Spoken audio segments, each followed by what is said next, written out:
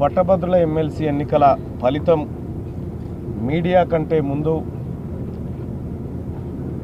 అధికార పక్షంలో ఉన్న మా కంటే ముందు, అధికారుల కంటే ముందు తెలుసుకున్నటువంటి బీఆర్ఎస్ పార్టీ ఈ పట్టభద్రుల ఎమ్మెల్సీ ఎన్నికల్లో గట్టెక్కే పరిస్థితి లేదని,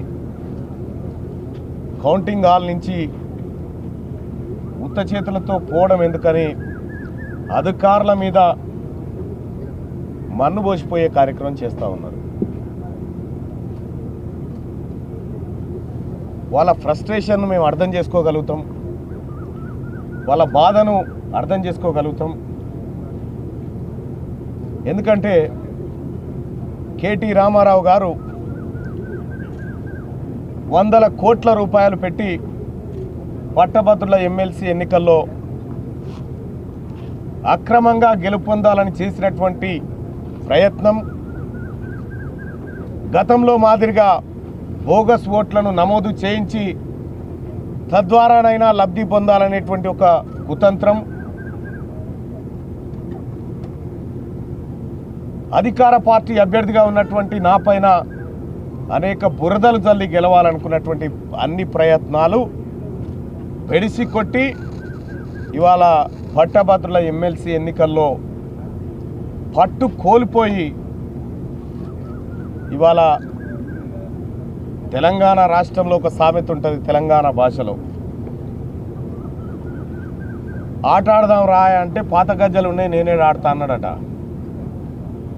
యుద్ధంలో గెలవచేతగాక ప్రజాస్వామ్యయుతంగా మేము ఈ ఎన్నికల పనిలో పాల్గొంటూ ఉంటే తీన్మార్ మల్లన్నకు ఎవరో అధికారులు సపోర్ట్ చేసిరని, తీన్మార్ మల్లన్నకు మీకో విషయం చెప్తాను సోదరులారా, ఇక్కడ నేను పొద్దున పోతా ఉంటే నేను చూసుకోలే, నా జేబులో సెల్ ఫోన్ ఉంటే అధికారులు ఆపి లేదు సార్ అలౌ చేసేది లేదని చెప్పారు. నిజంగా అధికార పార్టీ పక్షమే అయితే మేమే ఇన్ఫ్లుయెన్స్ చేసేవాళ్ళం, కానీ ఆ పని చేయలే.